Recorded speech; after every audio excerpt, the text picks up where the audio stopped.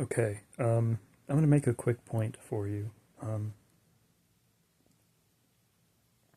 I know of two different gentlemen in my life who I met in my early 20s.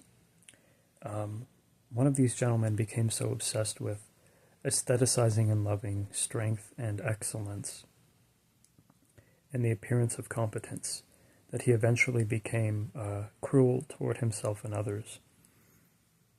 And he ended up forcibly humbled by circumstances that he created through having an overinflated ego or sense of his own importance.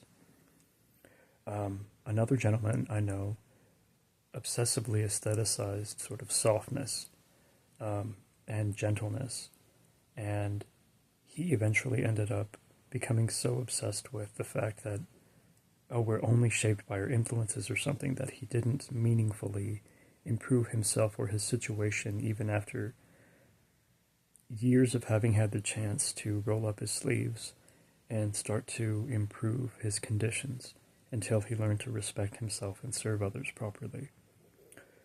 So this kind of insight is not something that needs to be articulated to somebody who is well socialized and healthy.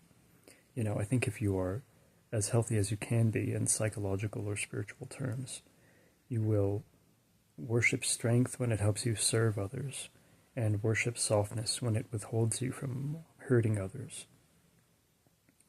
But these kinds of absolute aesthetizations seem to take place unusually often in the minds and kind of lives of people who may be neurodivergent or traumatized or maladjusted or differently abled.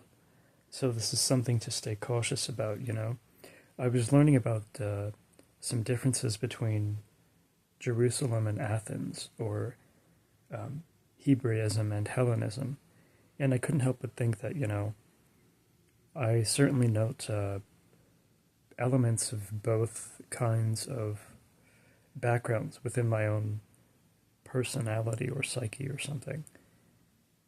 But valuing either one of them in absolute terms ends up stopping you from presenting other people either with the most useful subjective or the most useful objective truths that you can. So instead of focusing on conforming your existence to a specific kind of identity, just focus on presenting people with useful information, whether it's relayed through autobiographical insights or impartial analyses of a body of information, which helps you come up with practical tips on the basis of what might help somebody cheaply reverse their insulin resistance or something, okay? Focus on being useful, not about what you want to think or feel about yourself. All right, thank you for watching and have a good day. And stay sharp and sober. And God bless you, regardless of what you believe.